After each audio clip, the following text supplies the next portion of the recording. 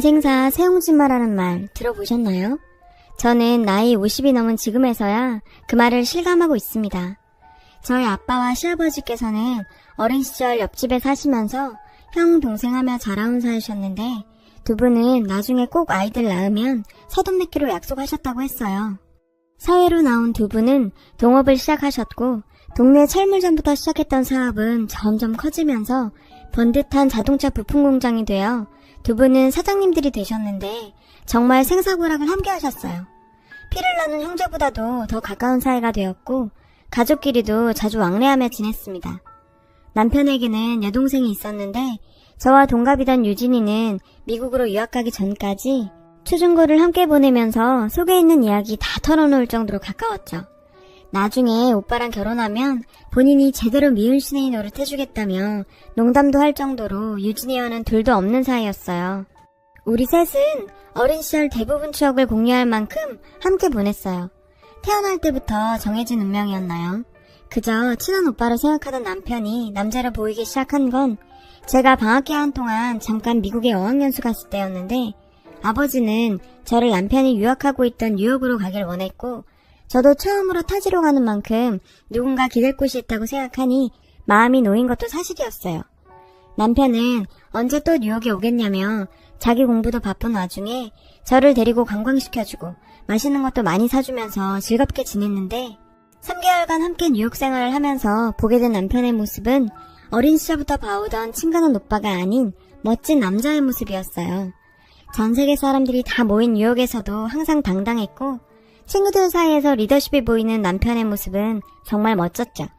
이런 남자라면 진짜 아버지 말대로 결혼해도 믿고 살 수 있겠다는 생각을 하면서 마음에 품고 있었는데 남편은 친구들과 파티가 있을 때마다 저를 초대해서 본인 미래의 와이프라고 소개했는데 그땐 그저 농담으로 하는 말인 줄로만 알았어요.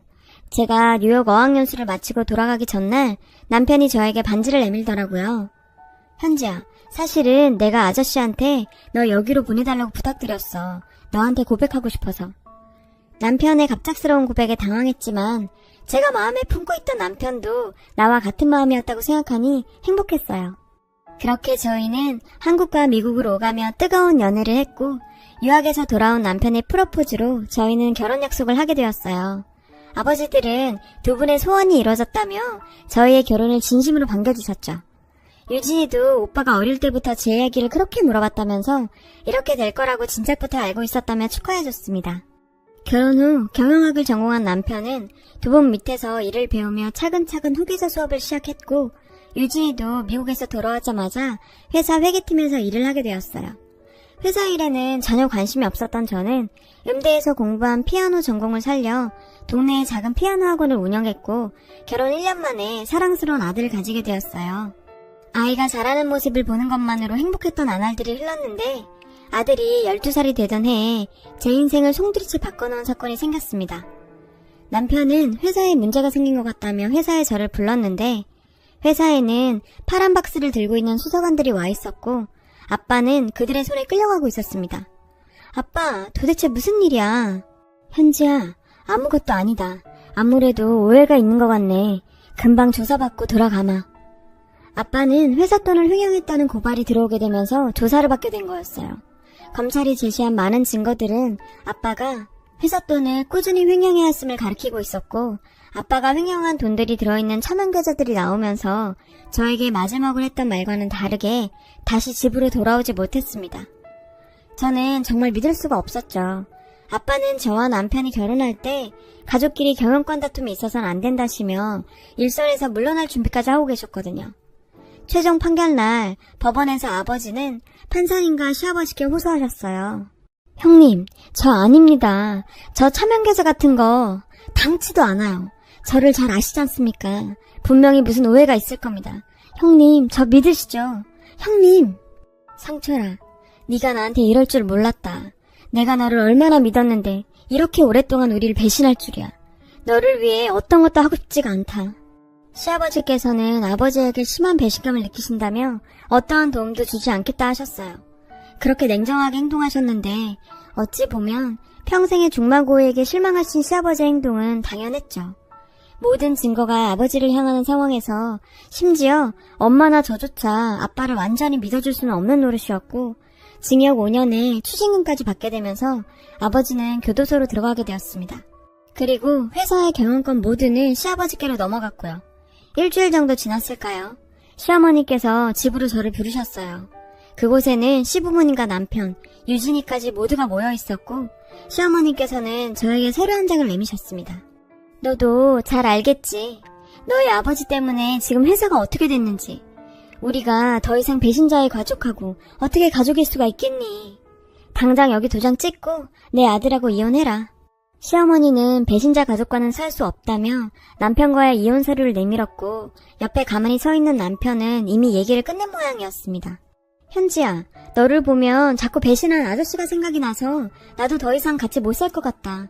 그냥 우리 여기서 헤어지자. 아니, 아직 아버지께서는 억울하다고 하시고 조금만 더 기다려보면. 옆에서 지켜보던 유진이는 저에게 쏘아붙이며 말했는데요. 야, 이현지, 넌 양심도 없니? 너희 아빠가 한 짓을 보고도 억울하다는 말이 나오냐?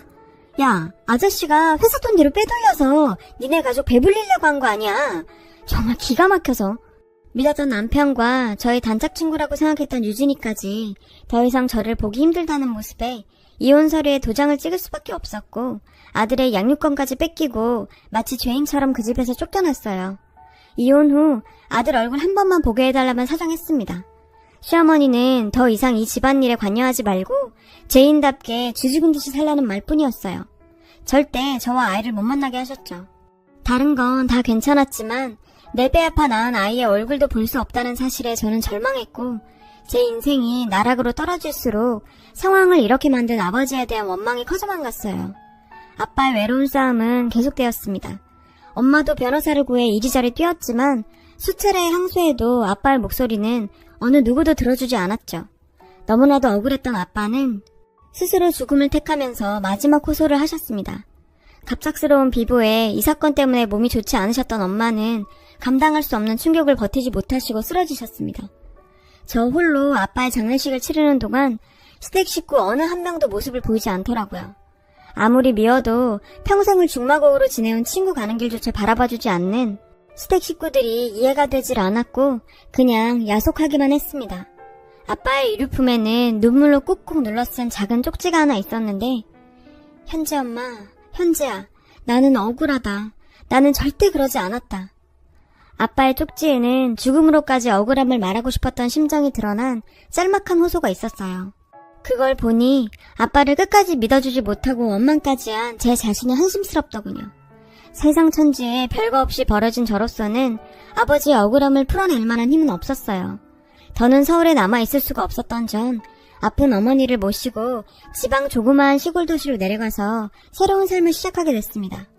주변을 통해서 아들의 소식은 들을 수 있었지만 강경한 시어머니 때문에 제 아들 얼굴조차 볼 수가 없었죠.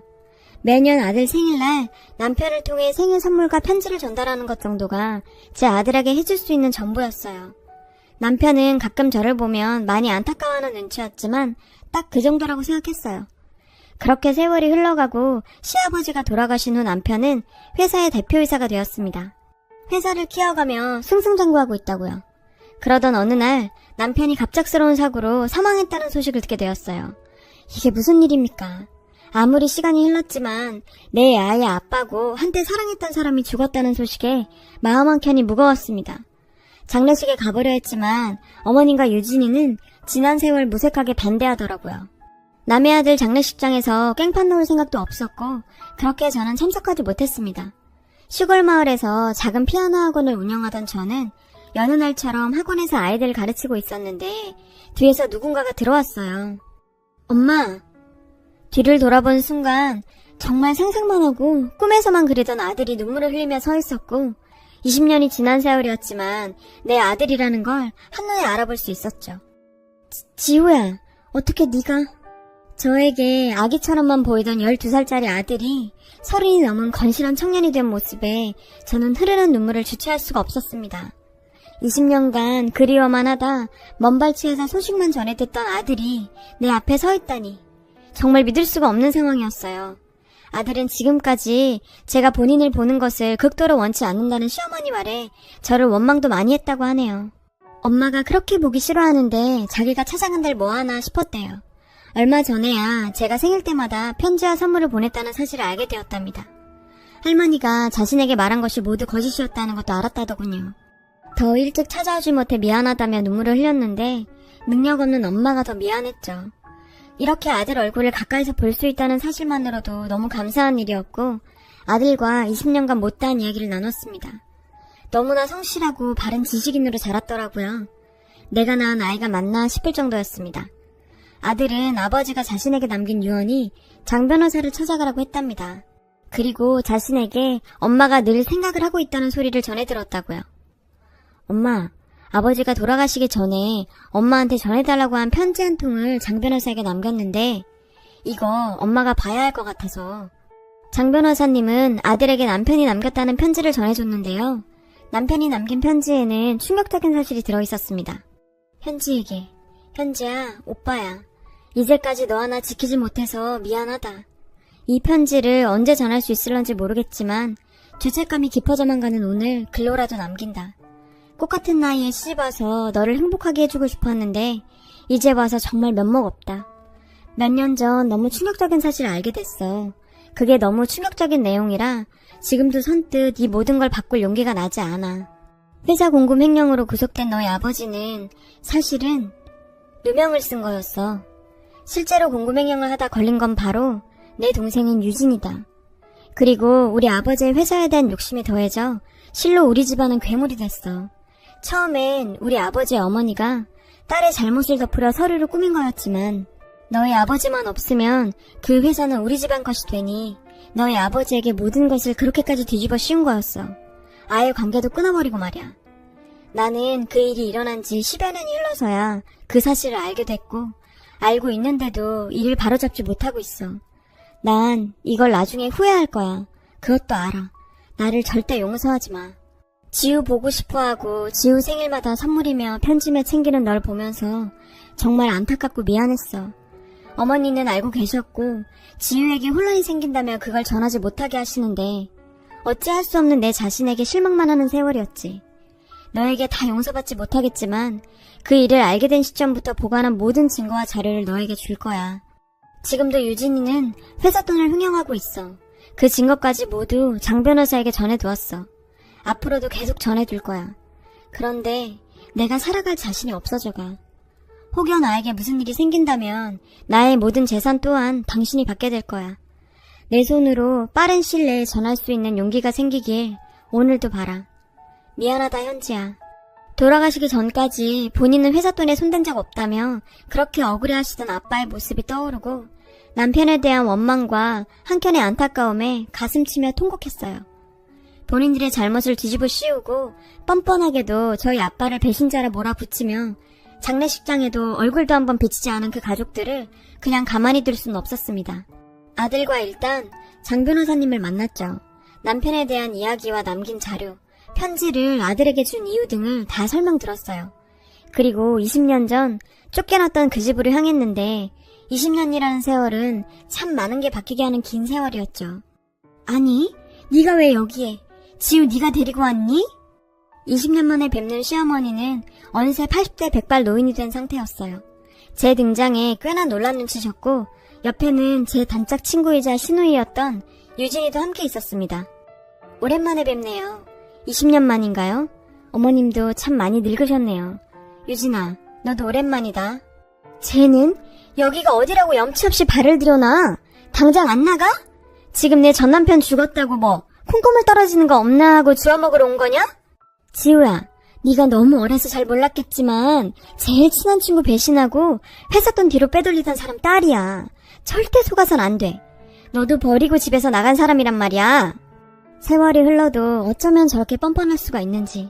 할머니, 고모, 제가 무슨 바보 등신인 줄 아세요? 그렇게 모질게 엄마 내쫓아내고 엄마가 저한테 보내는 편지도 다 가로채놓고 아직도 제가 할머니 거짓말에 속을 애로 보이세요? 어머, 지우야, 너 말버릇이 그게 뭐니? 내 엄마라고 지금 편드는 거야? 네가 누리고 사는 거 누구 덕인지 몰라? 현지야, 너도 참 양심도 없다. 여기가 어디라고 다시 들어와? 너희 아빠 때문에 우리 아빠가 얼마나 고생하신지 아니? 죄지었으면 쥐 죽은 듯 살아야지 말이야. 그래, 그 피가 어디 가겠어? 네 아빠가 20년 전에 왜 그렇게 돈 욕심을 부린지 알 것 같다. 본인의 잘못은 잊어버린 건가요? 20년이 지나도 여전히 뻔뻔하게 우리 아버지를 모욕하는 유진이 그년을 가만 놔둘 수가 없었죠. 너는 참 나이를 먹어도 잘못을 뉘우칠 줄 모르는구나. 내가 여기 그냥 왔을 것 같아? 너 20년 전에 회사 회계장부에 손댔더라. 그거 문제 생기니까 그걸 너희가 우리 아빠한테 덮어 씌웠고. 뭐라는 거야? 무슨 헛소리야? 증거 있어? 증거. 너희 오빠가 예전부터 너희 부모랑 네가 한 짓 다 증거로 남겨놨더라.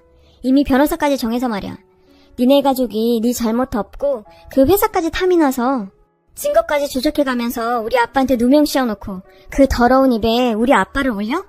우리 아빤 그때 이미 회사에서 물러나려고 하셨었어. 너희가 조금만 더 기다려줬다면. 그러자 유진이가 당황했는지 겁먹은 고양이처럼 파르르 떨더라고요. 뭐 어쩌라고. 이미 공소시효도 끝났고. 뭐 어떡할 거야. 너희 아빠는 이미 죽었고. 가만히 듣고 있던 아들은 유진이에게 버럭 소리 질렀죠. 고모, 좀 정신 차려 진짜. 증거? 있지. 20년이 지났는데 그 증거가 무슨 소용이 있겠어. 안 그래요?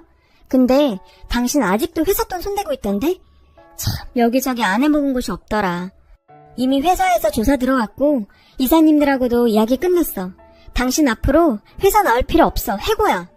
그리고 당신들 당장 이 집에서 나가야 할 거야. 이 집 엄마 명의로 이전 끝냈거든. 그리고 아버지가 모든 재산 엄마한테 위임했으니 당신들한테 떨어지는 건 한 푼도 없어. 꿀먹은 벙어리가 된 시어머니와 유진이는 그때서야 상황 파악이 되는 듯 했어요. 현지야, 우리가 알고 지낸 세월이 얼마니? 이 노인을 평생 산 집에서 당장 나가라고 하면 어디 가서 살아? 이렇게 감정적으로 하지 말고 한때 시어머니였던 그간의 정을 봐서라도. 어머님, 저 내쫓으실 때는 그런 정이 없으셨나 보네요. 억울한 우리 아버지 희생양 삼은 사람이 할 말은 안 것 같네요. 당장 짐 싸서 이 집에서 나가세요. 유진이는 참 끝까지 이기적이었어요. 지 엄마가 집에서 쫓겨난다고 해도 지 감옥 가는 게 더 무서웠나 봐요. 현지야, 설마 진짜 검찰에 고발한 건 아니지? 우리 친구잖아. 친구끼리 이러면 안 되지. 응? 20년 전에는 엄마가 시켜서 한 거라고. 난 엄마 아빠가 이렇게 하면 아무 일도 아니라고, 그렇게 해도 된다고 해서 한 것뿐이라고. 제발 살려줘. 제 엄마까지 팔아가면 살려달라면 싹싹 비해 유진이언을 한 대 때리고 싶었지만 굳이 제 손 더러워질 것 같아서 꼭 참았네요. 넌 이미 늦었어. 내가 꼭 너 감방에서 절대 못 나게 할 거니까 각오해. 집에서 당장 나가라고 했음에도 뻔뻔한 인간들답게 눌러앉아 버티고 있더라고요. 제가 그 집에 같이 살 것도 아닌데 말이죠. 당장 부동산에 집 금매로 내놔 팔아버렸습니다. 그것도 모르고 집에서 버티고 있다가 새 주인이 오자 영문도 모르고 쫓겨났겠죠. 아들이 직접 회사에서 조사를 진행했고 검찰에 고발하면서 유진이는 구속되었어요. 회사에 있는 내내 여러 분야에서 회사 돈에 손댔더라고요. 심지어 유진이 남편은 회사 돈으로 도박하다가 날려먹은 빚까지 있었고요. 유진이는 개벌은 남 못 준다고 결국 제 버릇 때문에 징역 6년에 추징금 10억을 판결받게 되었고 끝에 남아있던 돈까지 잃게 되었어요. 지금도 시어머니는 이 모든 걸 자기 잘못으로 탓하며 50 넘은 딸 감옥 뒷바라지하면서 교도소 드나든다고 하네요. 모정이 삐뚤어지면 이렇게 사람 열어 죽일 정도로 무서운 거죠. 20년 만에 밝혀진 진실로 제 자리를 찾게 되었지만 아빠를 끝까지 믿어주지 못한 게 마음 한편에 항상 남아있었습니다. 그런 제 마음을 알아서인지 아들은 시간 날 때마다 외할머니와 함께 외할아버지 납골당을 찾아 인사드리고 회사 이야기를 들려드리곤 하네요. 그리고 지금 용서할 수는 없지만 마지막이라도 진실을 알려준 남편에게는 덕분에 아버지의 억울함을 늦게나마 풀 수 있었던 것 같아 조금은 고맙다는 생각도 들었어요. 그만큼 그 사람도 힘들었을 거고요. 시간이 해결하겠죠. 아들에게 회사 정권이 위임되었어요. 하늘에 계신 아버지도 본인이 일궈놓은 회사 하나뿐인 손주가 대표가 되었다는 사실을 아시면 정말 뿌듯해하실 텐데. 오늘따라 아버지의 그 모습이 그립네요. 제 긴 사연을 들어주셔서 고맙습니다.